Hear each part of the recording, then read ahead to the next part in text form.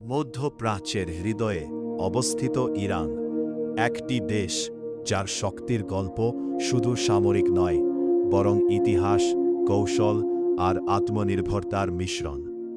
হাজার বছরের পুরনো সভ্যতা, পরশ সাম্রাজ্য ইরানের পরিচয় গড়ে তুলেছে দৃঢ় সাংস্কৃতিক ভিত্তির উপর।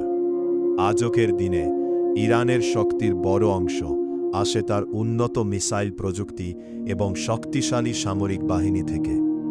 বিশ্বের অন্যতম বৃহৎ তেল ও গ্যাস ভাণ্ডার ইরানকে দিয়েছে অর্থনৈতিক ও কৌশলগত গুরুত্ব। এছাড়া পারমাণবিক প্রযুক্তিতে অগ্রগতি এবং আত্মনির্ভর গবেষণা ইরানকে দিয়েছে আলাদা অবস্থান। মধ্যপ্রাচ্যের জটিল রাজনীতিতে প্রভাব ইরানকে করেছে একটি গুরুত্বপূর্ণ শক্তি। সব মিলিয়ে ইতিহাস, সম্পদ, সামরিক শক্তি এবং কৌশলগত অবস্থান, এই চার স্তম্ভই দাঁড়িয়ে আছে ইরানের শক্তি। ইরান একটি দেশ যার শক্তি শুধু অস্ত্রে নয়, বরং তার পরিচয়ে।